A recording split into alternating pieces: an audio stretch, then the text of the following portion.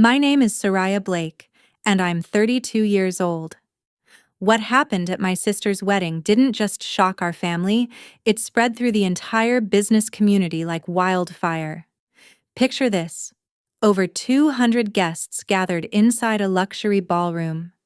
Crystal chandeliers glowing overhead. Champagne glasses clinking.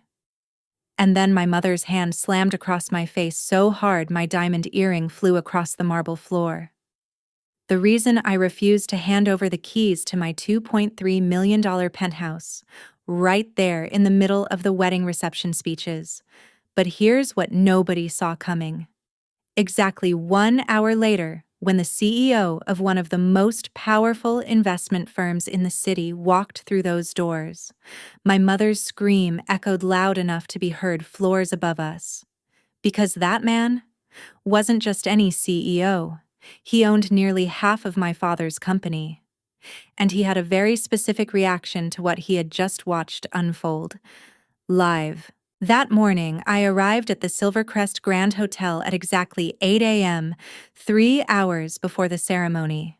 The ballroom looked flawless. Ivory roses, gold-trimmed chairs, soft candlelight reflecting across polished marble floors. It was everything my sister Lila had dreamed of since we were children. And I had quietly wired $60,000 to help make it happen. Not that anyone would ever mention that.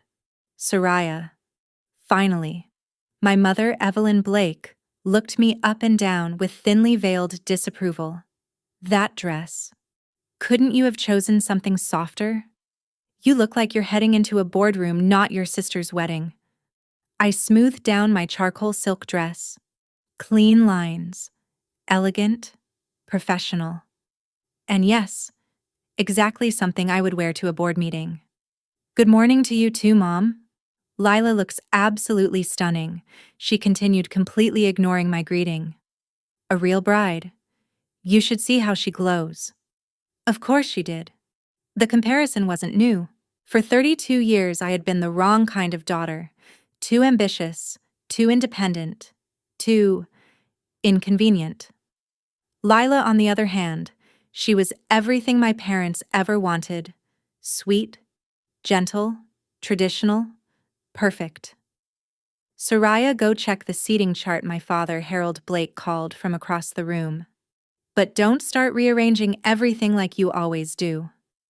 I pressed my lips together. The seating plan was a disaster. Divorced couples placed side by side, business rivals sharing tables. But saying anything would just make me the problem again. So I stayed quiet. What they didn't know, what I had never told them, was that I wasn't just some mid-level employee drifting through life.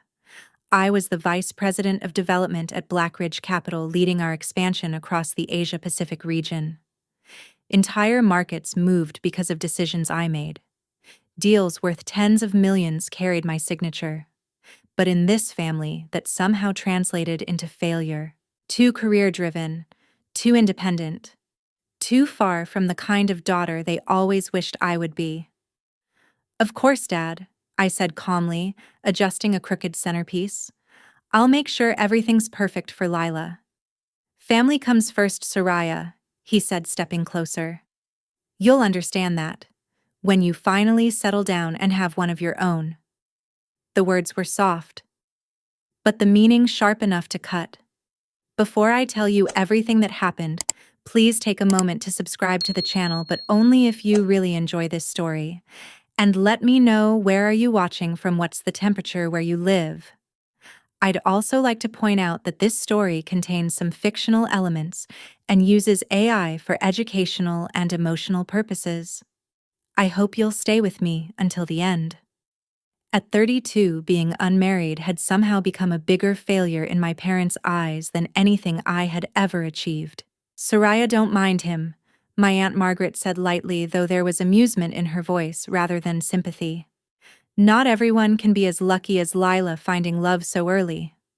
I kept my focus on the centerpiece in front of me, adjusting a slightly crooked candle as if it required all my attention. Around me, the whispers began. Still no ring on Soraya's finger. She's been in the city for years. You'd think she would have found someone by now. Poor Evelyn. At least Lila will give her grandchildren soon.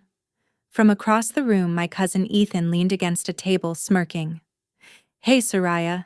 Maybe if you spent less time in boardrooms and more time in real life, you'd have a date today? Laughter rippled through the group.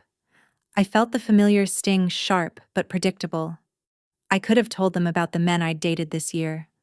The ones who smiled at first, then slowly grew uncomfortable when they realized I earned more, knew more, moved faster than they did. I could have told them that being single wasn't a failure, it was a decision. But what would be the point? She's always been particular. My mother Evelyn explained to a cluster of guests nearby. Too picky for her own good. I straightened another centerpiece, my hand steady despite everything. They had no idea who I really was. And maybe that was better. So Soraya, my Aunt Clara, chimed in during the pre-ceremony, mingling her voice overly bright. How's that little apartment of yours in the city? Must be cozy. It's a penthouse, actually, I replied quietly. The group burst into laughter. Clara pressed a hand to her chest, wiping imaginary tears. A penthouse. Oh, Soraya. You and your imagination. She likes to exaggerate, Lila added smoothly as she approached in her wedding gown, glowing under the soft lights. Last year she said she was buying a Tesla.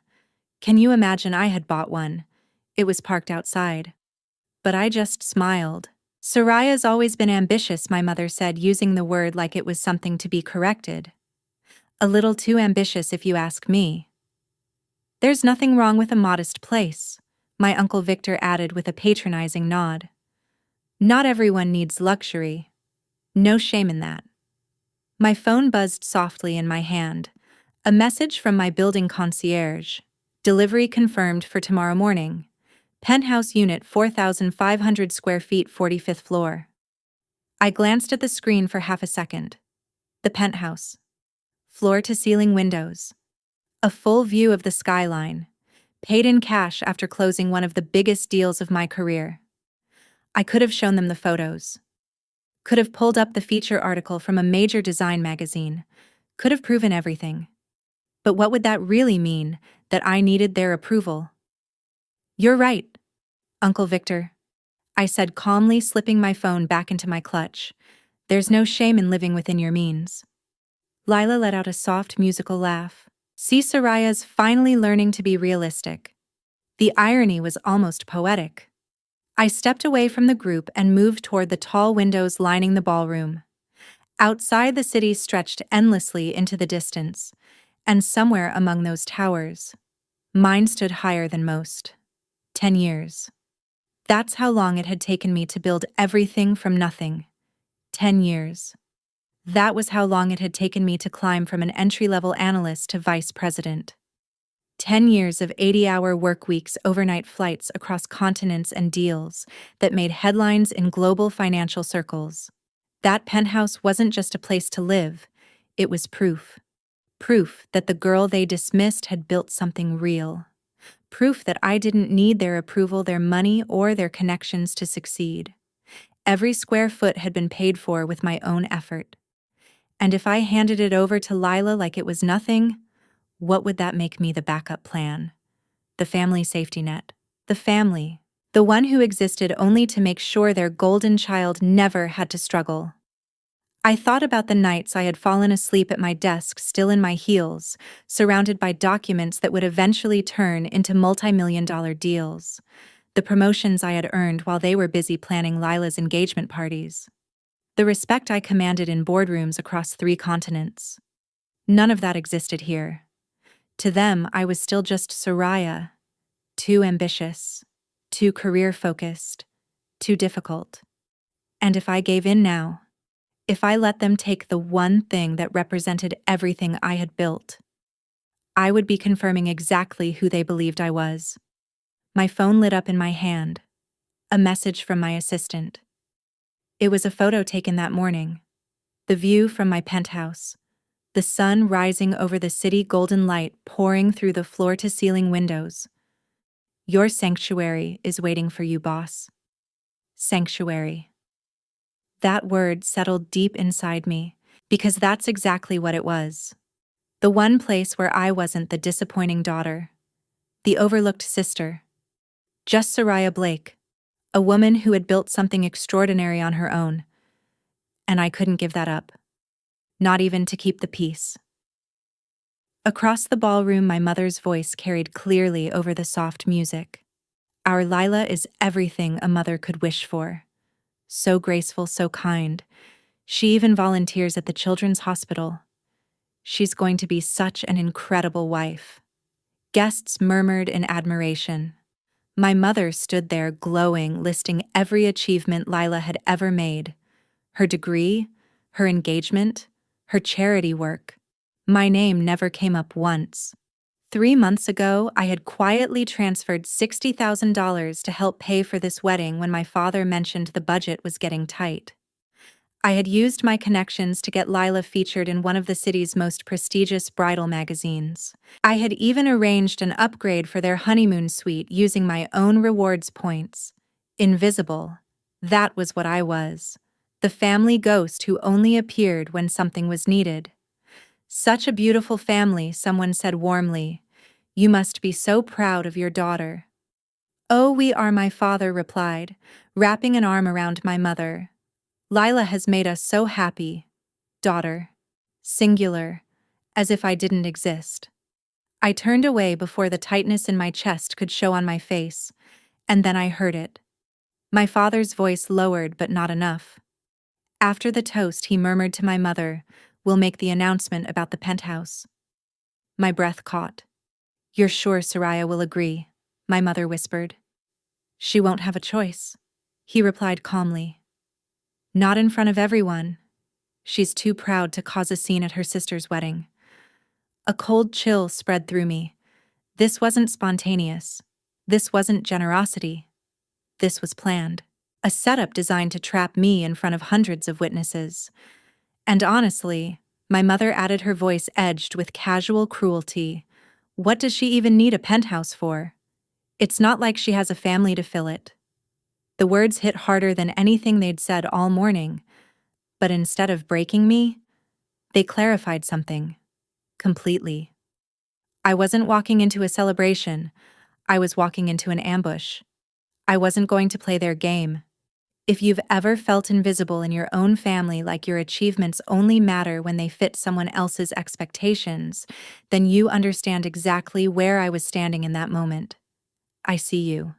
And your success matters even when they pretend it doesn't. What happened next was the moment everything shifted. The moment private family dynamics turned into public humiliation. If you believe in setting boundaries and choosing self-respect over approval, make sure you stay with me. And tell me where you're watching from. I always find it incredible how many people recognize this kind of story. The reception was already in full swing when my father suddenly stood up. He tapped his champagne glass with a spoon. The sharp, clear sound cut through the music. The band stopped playing. Conversations died mid-sentence. 200 guests turned toward him. Before we continue celebrating, my father began, his voice amplified through the microphone. Evelyn and I would like to give Lila and her husband Daniel something special. My stomach dropped. They were really doing it. As you all know, he continued with a proud smile. Family means everything to us. He said family, but his gaze never left Lila. And there's nothing we wouldn't do for our children's happiness. Children. Plural. But everyone in that room knew exactly who he meant. That's why we're thrilled to announce. He paused for effect.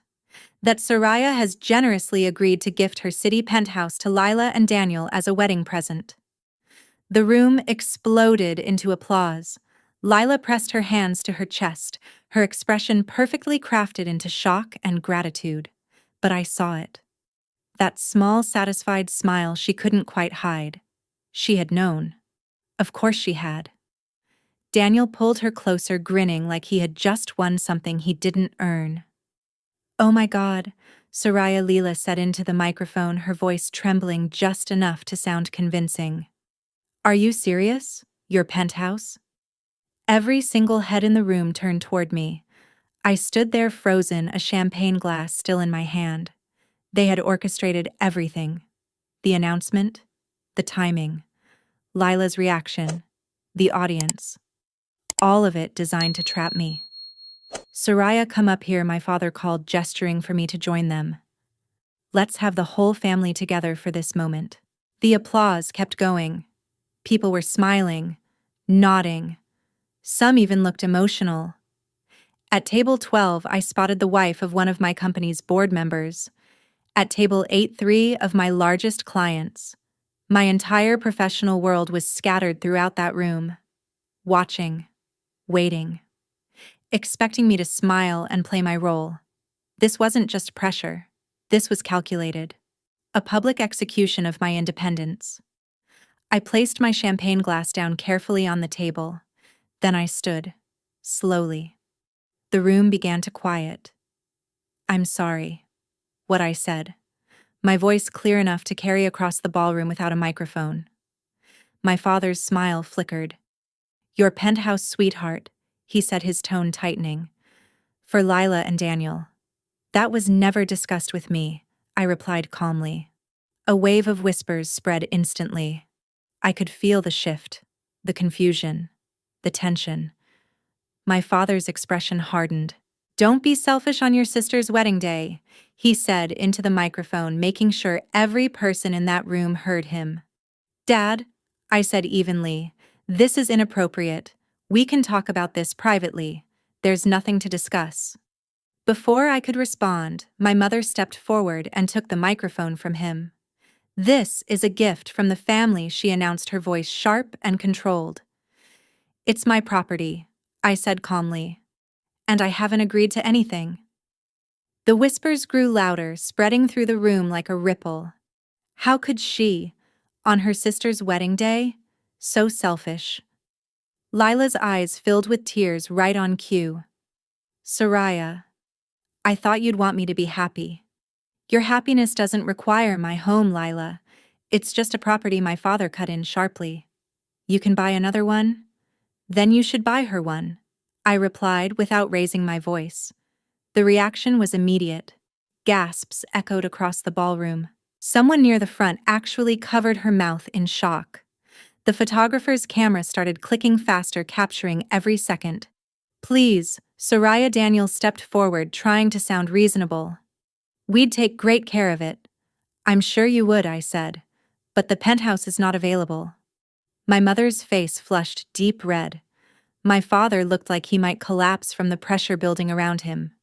And Lila, the softness in her expression began to crack. Something sharper showed underneath. "Come on, Soraya," my Aunt Clara called out. "It's family." "You don't even have a family to fill that place," my Uncle Victor added. "Lila needs it more. She's starting a life," someone else chimed in. "What do you need all that space for?" The pressure came from every direction, each voice stacking on top of the other, each word pushing harder. "Be reasonable," my cousin Ethan shouted. "Stop making this difficult." "It's not like you can't afford another one," Aunt Margaret added, her tone dripping with sarcasm. "With your important career?" They still didn't believe me, even now. To them, the penthouse was still just a fantasy I had exaggerated. "That's generous of you to assume," I said, keeping my voice steady. "But my finances are not up for public discussion." "Everything is always about money with you," my mother snapped into the microphone. "Your sister's happiness should matter more than property." "If Lila's happiness depends on taking what's mine," I replied, "then maybe we should question that." Another wave of shocked reactions swept through the room. Somewhere in the back, someone actually booed. The photographer kept shooting, the flash going off again and again like lightning. Through all of it, I didn't move. My hands stayed at my sides. No shaking. No tears. I had faced boardrooms filled with executives who would tear apart anyone who showed weakness. I had negotiated deals worth millions under pressure far greater than this. I wasn't going to break here. Not for them. "The penthouse is not available," I said again, each word deliberate. Final. My phone vibrated in my clutch over and over. I pulled it out, needing a second to breathe. 3 missed calls. 1 message. Saw the live stream. On standby. My eyes lifted instinctively. And then I saw it. At table 6, Daniel's younger brother had his phone propped up, angled perfectly toward the stage. The entire scene was being broadcast live. The small red icon blinked steadily. How many people were watching this unfold right now? Another message came through. Your call. Say the word. I stared at the screen for a second. Marcus Chen, my mentor, my CEO, and the man who quietly owned 40% of my father's company. A fact my father had never once connected. Not with me standing right in front of him. We had kept that information separate for a reason. For a moment, exactly like this.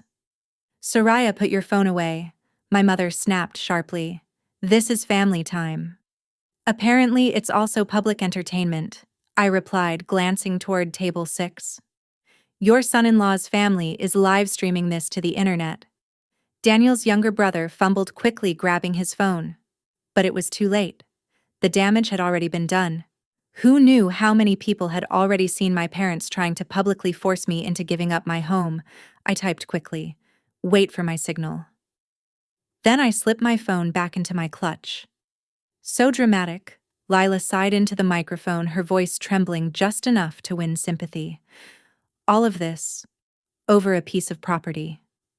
She placed a hand over her hard eyes, glistening. I thought my sister loved me enough to help me start my marriage the right way. The crowd softened instantly.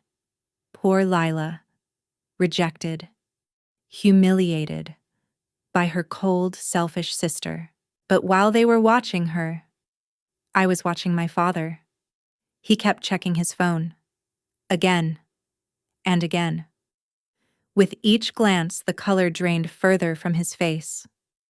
The live stream had consequences he hadn't anticipated. Your wedding is trending, by the way, I said quietly to Lila. Congratulations. She blinked at me, confused for a split second. Standing there, surrounded by judgment, something else surfaced in my mind. A memory from 6 months ago. Marcus sitting across from me, reviewing the contract for my penthouse. You'll want this clause, he had said, tapping the page. I had barely paid attention at the time. Protection against third-party interference, he continued. Especially coercion from family. I had laughed it off. My family was difficult, not dangerous.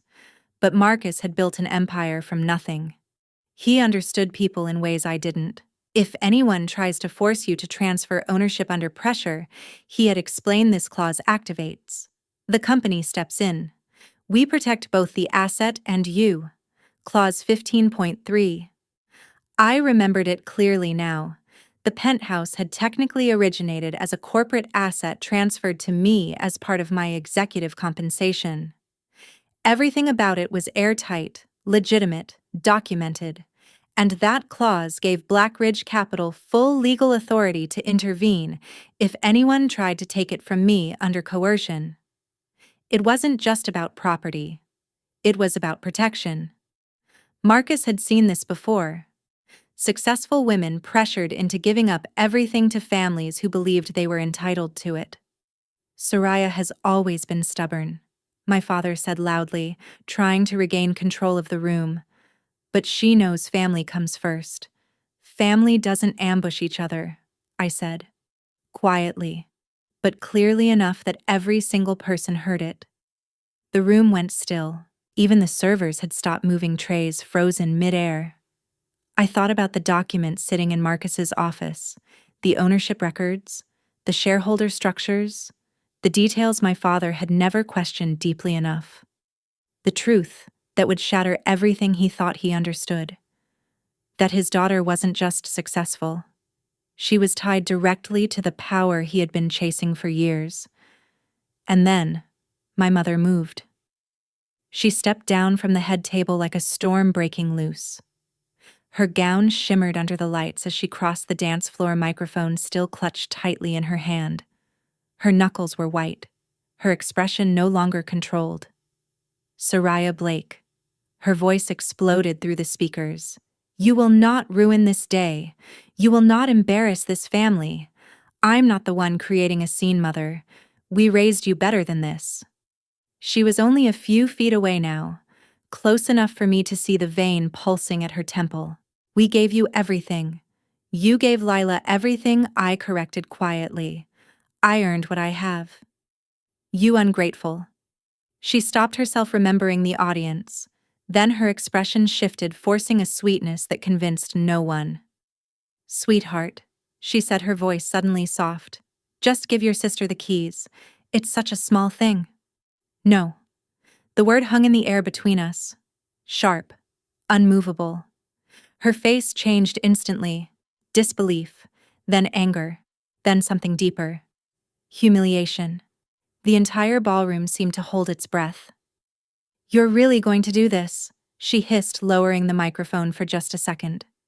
Don't push me. Or what, I asked, genuinely curious. What exactly did she think she could threaten me with now? She raised the microphone again, her voice rising. Everyone, she announced, it seems my daughter has forgotten what family means. She turned slightly toward the crowd. Perhaps you can remind her. A murmur moved through the room. Some voices called out in support of Lila. Others had gone completely silent. Even they could feel it. Something had crossed a line. Give your sister the keys, my mother said again, her voice dropping into a dangerous whisper that still carried through the microphone. Now. No. Her restraint shattered. You selfish, ungrateful girl, the words tore out of her. After everything we've done for you, everything we've sacrificed, you can't do this one thing. You are a disgrace to this family. She stepped even closer. I could smell her perfume. That same heavy floral scent that had filled my childhood home.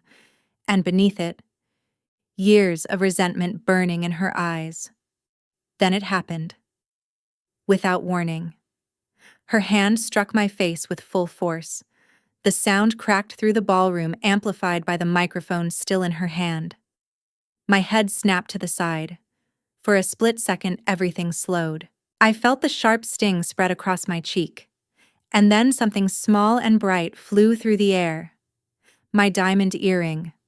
A gift I had bought for myself after closing the Singapore deal. It spun once under the chandelier lights and hit the marble floor with a soft, clear sound.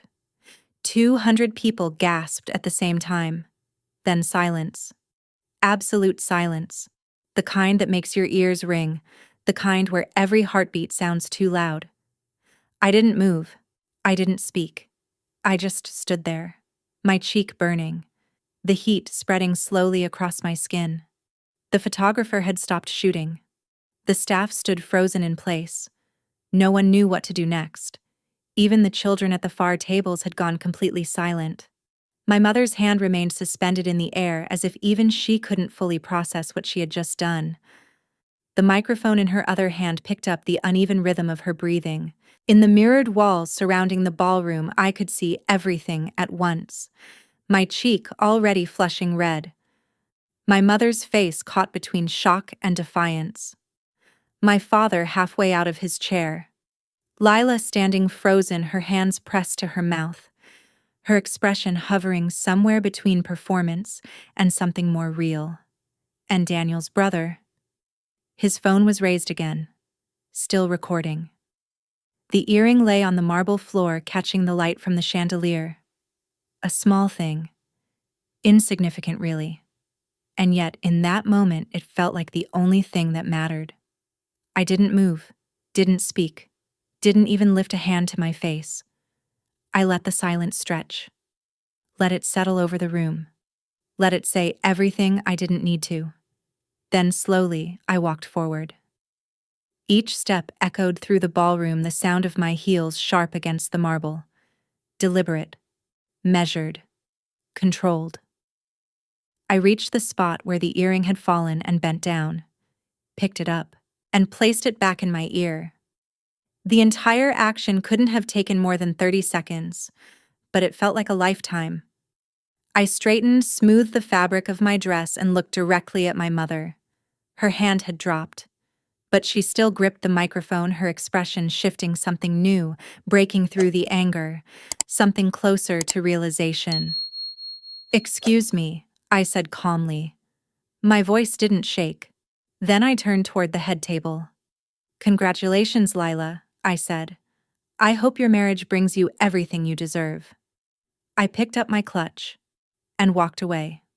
Not hurried, not emotional, just steady. The same way I walked out of boardrooms after closing deals. "Soraya," my father called after me. "Soraya, wait." I didn't stop. I didn't turn around. Behind me, the silence shattered. Voices rose, chairs scraped. Someone started crying. But I kept walking. The moment I stepped outside the ballroom doors, I pulled out my phone and called Marcus. He answered on the first ring. "Soraya." "Green light," I said. There was no hesitation on his end. "Understood. How long do I have?" "Give me 45 minutes to get home." A pause. "Are you okay?" I touched my cheek, still warm, still stinging. "Execute the contingency." His tone shifted instantly, all business. Already mobilizing the legal team. "Soraya," he added more quietly. I meant, "Are you hurt?" "Nothing that won't heal," I replied as I stepped into the elevator. Then I added, "Bring the shareholder agreement." The one my father never actually read. A small pause. Then Marcus chuckled softly, with pleasure. The call ended just as the elevator doors closed, sealing me away from the chaos I had just left behind. That moment. The slap heard by 200 people. Did it make your blood boil? Because I know what it feels like to be humiliated by the very people who are supposed to protect you. But here's the truth. The best response isn't always anger. Sometimes, it's strategy. What came next proved exactly why you should never underestimate someone you've pushed too far. If you believe in standing up for yourself, make sure you like this video. And if you've ever had to set a boundary with family-type boundaries, in the comments. Because the next part? That's where everything changes. 45 minutes later, I was standing in my penthouse, an ice pack pressed gently against my cheek, when my phone buzzed with a message from Marcus. "Entering the building now." That was Marcus's message when I stepped out of the car. By the time I reached my penthouse, I had already changed into jeans and a soft sweater. The armor I wore in that ballroom was no longer necessary. The battle had already been decided. They just didn't know it yet. My phone lit up nonstop with notifications. The live stream had exploded. Over 500 shares in less than an hour. Clips of the slap were already circulating, turned into short looping videos. But I didn't care about any of that. I cared about what was happening inside that ballroom.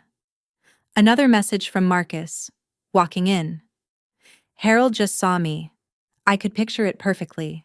Marcus Chen stepping through those doors in a perfectly tailored suit, calm, controlled, impossible to ignore.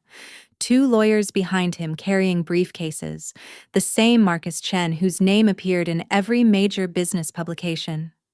The same man my father had spent the last 6 months desperately trying to get a meeting with. Another message came in. His face just went white.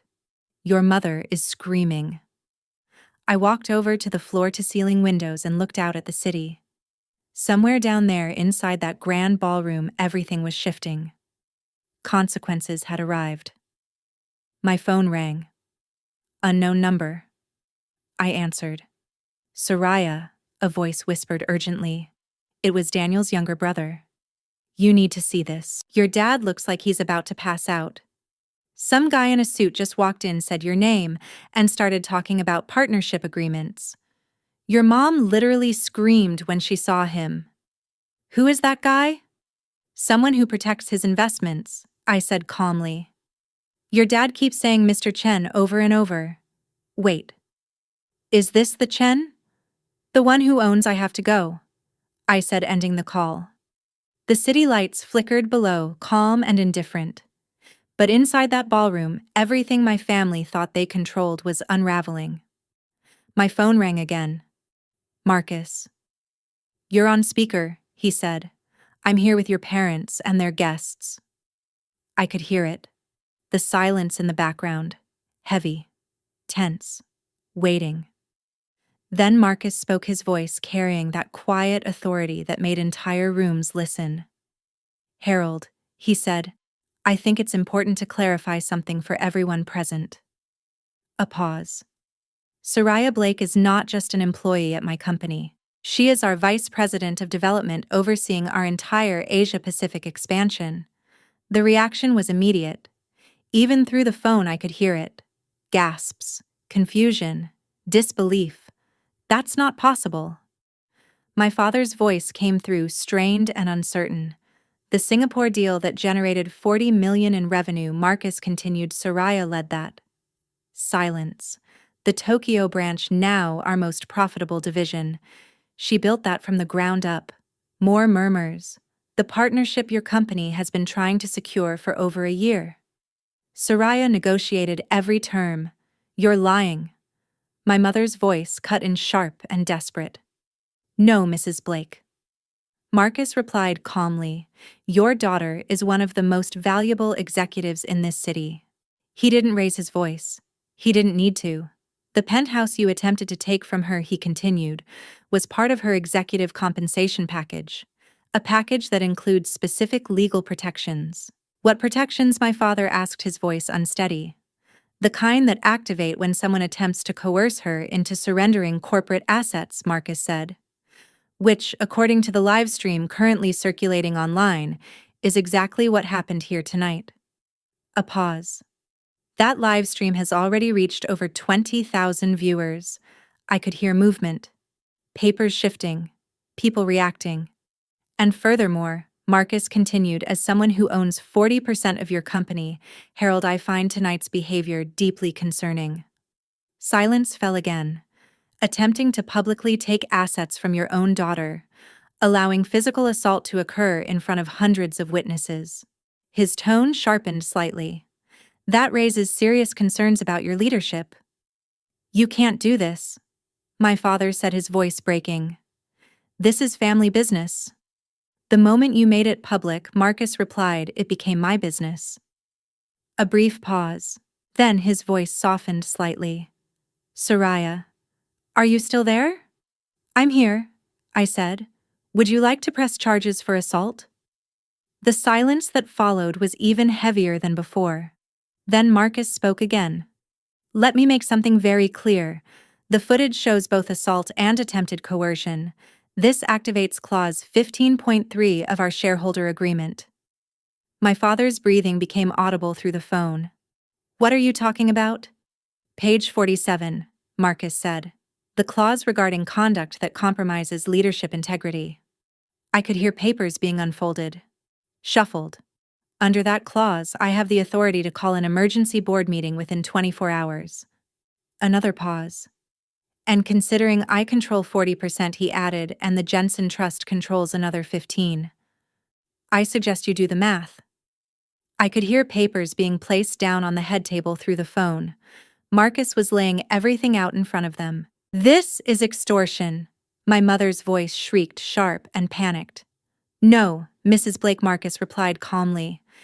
Extortion was demanding your daughter's property in front of 200 witnesses. This is consequence management. Soraya. My father's voice came through different now. Softer. Desperate. Tell him to stop. This is going too far. Too far. I said, my voice steady. Like slapping your daughter in front of an entire ballroom wasn't too far. You can't destroy our company over this. I'm not destroying anything, I replied. I'm protecting what's mine. My assets. My dignity. Marcus is protecting his investment. If your actions put that at risk, that's your responsibility. Voices murmured in the background. The video is everywhere. It's on Twitter, Facebook. Local news just picked it up. Then Marcus spoke again, clear and controlled. Here's what's going to happen. The room fell silent. Harold, you have 48 hours to issue a public apology to Soraya. A real one, not a statement written by your PR team. A pause. You will acknowledge her professional achievements and her legal ownership of the penthouse. Another pause. Evelyn, you will do the same. And you will have no further direct contact with Soraya. Or what my mother demanded, her voice rising again. Or I exercise my rights as a major shareholder, Marcus said. Your company requires my capital for its expansion. Without it, you're looking at insolvency within 6 months. This is my daughter's wedding, my mother cried. You can't do this here.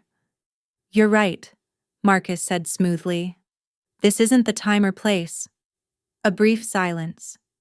That's why I'm giving you 48 hours to fix it. He continued, his tone leaving no room for argument. Soraya's penthouse remains hers, untouched, uncontested. Any further attempt to pressure or manipulate her will result in immediate legal action. She's our daughter, my father said weakly. Then treat her like one, Marcus replied sharply. Not like a resource you can take from whenever it suits you. In the background, I heard Lila begin to cry. This is supposed to be my special day. It still is, Marcus said. What happens next is up to your parents. There was movement, chairs shifting, low voices. Then Lila's voice came through again, trembling. Soraya, how could you do this to me? I didn't do anything to you, I said. I refuse to give you my home. Everything else that happened tonight. The announcement, the pressure, the slap. That was Mom and Dad. I paused. The penthouse is mine. I earned it. I paid for it. If you want one, you can earn it too. You're so cruel. No, I said quietly. I'm just done being the one who sacrifices everything. More movement, more voices. Then Marcus came back on the line, closer this time. Soraya, the documents have been delivered. Your parents understand their options. Thank you, Marcus. I'm sorry it came to this. So am I. A brief pause. The photographer captured everything. He added, we already have high-resolution copies in case they're needed. Through the phone, I heard my father let out a low, broken sound. 48 hours, Harold Marcus said one final time. Public apology or I call the board. Then quieter, Soraya. I'll see you Monday. The call ended. I stood there in my penthouse staring out over the city. For the first time that day, I could breathe. My cheek still burned. But something else had lifted. A weight I hadn't even realized I had been carrying for 32 years. Within 2 hours, my phone was overwhelmed with messages. The video had spread far beyond that ballroom. It was everywhere. Headlines were already forming. Entitled parents demand daughter's multi-million-dollar penthouse at wedding. Trending. Across multiple platforms. Lila called me 15 times. I didn't answer. My phone kept lighting up with her name over and over again until eventually it stopped. Then came my mother's message. You've ruined everything. Your sister's wedding is destroyed. Guests are leaving. Are you happy now? My father's text came next. We need to talk. Please. But the most interesting messages didn't come from them. They came from his clients. 3 of the biggest ones. Harold. I'm concerned about what I just witnessed. We need to discuss our contract. James Carter Industries.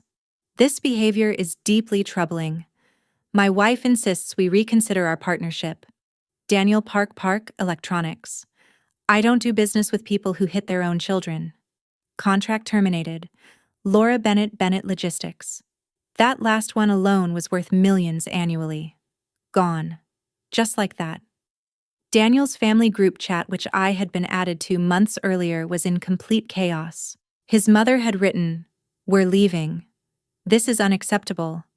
His father followed with, "The wedding is on hold until we understand what kind of family we are dealing with." The wedding was collapsing, and I wasn't even there. Marcus texted me privately. Your father just called. He's panicking. 3 more clients are reconsidering. Then another message came in from someone who had been at the ballroom. Your mom fainted when she realized who Marcus is. Completely passed out. They had to call paramedics. I poured myself a glass of wine, a bottle I had been saving. If standing up for myself didn't count as a special occasion, I didn't know what did. Another message came through. My assistant. Boss, you're trending. Also, 5 recruiters have already reached out asking if you're open to new opportunities. Apparently, standing up to toxic family is trending right now. I laughed. Actually laughed. For the first time in days. By Monday morning, the business world had already chosen a side. And it wasn't even close. The video had spread through every major network. Every conversation. Every boardroom. The story was clear. A successful woman refused to be bullied by her own family. And a CEO stepped in to protect his top executive. My father's company lost 6 contracts in total. The expansion project he had been planning for 2 years collapsed overnight. Without Marcus's capital and with clients pulling out, downsizing became inevitable. Lila's honeymoon to Bali was canceled. Not by her, by Daniel's family. They wanted to reassess the relationship before moving forward. Wedding gifts started being returned, piece by piece. But the biggest surprise came from my own company. Marcus called me into his office that Monday afternoon. The board has made a decision, he said without preamble. We're promoting you. Senior Vice President of Global Operations. I blinked. I got slapped at a wedding, I said. And you didn't fold, he replied. You held your ground under pressure. You protected company assets. You maintained control in a situation where most people would have broken. He leaned back slightly. That's leadership. He paused. I've seen executives with decades of experience crumble when family gets involved. You didn't just survive it, you won. The promotion came with a significant increase in stock options, enough to buy another penthouse if I wanted. But I didn't. The one I had was enough. It represented everything I had built on my own, without them. I donated the bonus from that promotion to a women's shelter. A place that helped people leave situations they shouldn't have had to endure in the first place. It felt right. My father's public apology came exactly 47 hours after Marcus gave his ultimatum. It was stiff, carefully worded, clearly written by lawyers. I apologized to my daughter Soraya for my inappropriate behavior at a recent family event. I acknowledge her professional achievements and her legal right to her property. This matter is now closed. My mother refused to apologize. Instead, she went on a social media rant, calling me ungrateful, selfish, claiming I had been corrupted by corporate influence. Screenshots of her posts spread just as fast as the original video. Most of the comments said the same thing. Now we see where the problem started. The comments didn't hold back. Narcissistic mother spotted. A week later, Lila finally texted me. You ruined my life. Daniel's family is forcing us into counseling before they'll even consider moving forward with the marriage. They think my family is toxic. They're not wrong, I replied. I hate you. I stared at the message for a second before typing back. I know. After that, the extended family split almost exactly how you'd expect. Some took my parents' side, insisting that family should always come first no matter what. Others reached out quietly, privately, sharing their own stories about being overlooked, used, never enough. Ethan messaged me. I'm sorry for what I said that day. I didn't realize how bad it really was. Aunt Margaret wrote. Your mother is my sister, but she was wrong. I'm proud of you for standing up for yourself.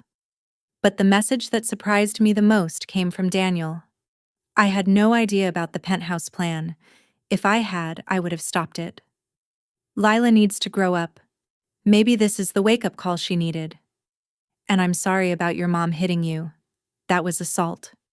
No excuses. At least someone in that situation had clarity. The next day, I changed the locks on my penthouse. Security was updated with a list of names permanently banned from entering. My parents were at the top. The doorman who had known me for years pulled me aside quietly. "I saw the video, Miss Blake," he said. "You did the right thing. My daughter went through something similar. Family isn't always what we think it is." I nodded, because I understood that now. I blocked my immediate family on every platform. No announcement, no explanation, just silence. A clean break. Then I focused on work. The promotion meant overseeing teams across 12 countries. Long days, constant travel, high stakes. But for the first time, there was no weight pulling me backward. Marcus became more than just my boss. He became something I had never really had before, a mentor. One morning over coffee, he said something that stayed with me. "The best revenge," he said, "is building a life so good, they're no longer part of it." 3 months later, I received a message from an unknown number. It was a photo. The gift I had sent Lila after everything settled. A certificate for 6 months of family therapy. "This is insulting," the message read. "It's necessary," I replied. Then I blocked that number too. My penthouse became what it was always meant to be, a sanctuary.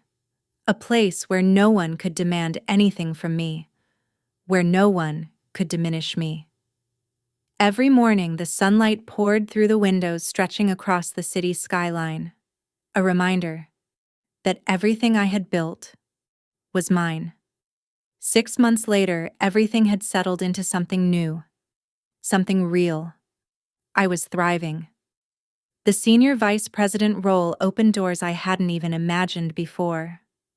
I was featured in a major business publication's 40 Under 40. The article didn't mention the wedding. It didn't need to. It focused on my work, my strategies, the impact I was making across global markets. My father's company stabilized eventually, but it never returned to what it had been. Some losses don't recover. They reshape everything. In just 6 months, my father had aged 10 years. That's what people said, at least. Through business contacts, I heard he had started therapy. Too late to fix what had already been broken, but maybe enough to make him understand it. My mother didn't change. If anything, she leaned harder into her version of the story, telling anyone who would listen about her ungrateful daughter who chose money over family. But most people had seen the video. They knew the truth. Lila's marriage lasted 4 months. That was it. The counseling Daniel's family insisted on uncovered everything that had always been there. Entitlement, avoidance of responsibility, the expectation that someone else would always provide. The divorce was quiet, final. She texted me once. "I hope you're happy. You got what you wanted." I read it once before replying. I got what I earned. There's a difference. After that, there was nothing left to say. The family I found at Black Ridge Capital became something I never thought I would have. A real support system. We celebrated each other's wins. We showed up during setbacks. And no one ever expected me to shrink so they could feel comfortable. Marcus and his wife started inviting me to their family dinners. Their daughters, both in college, would ask me questions about my career, about my decisions. One night, the older one said something that stayed with me. "You're proof we don't have to make ourselves smaller for anyone." And she was right. That was worth more than anything my family had ever withheld. I didn't lose everything that day. I finally understood what was worth keeping. Standing there, I realized love without respect isn't something you protect. It's something you outgrow. What would you have done if your own family asked you to give up everything you built? Would you stay silent? Or choose yourself? If you've listened this far, I'm truly grateful you didn't just hear a story, you felt it. And maybe somewhere, it helped you see your own situation more clearly. If this message resonates with you, your action matters more than you think. One subscribe from you helps stories like this reach someone who feels alone. One like or share could be the moment that helps someone finally set a boundary. If you believe choosing yourself is not selfish but necessary, stand with me and help this message reach the right people.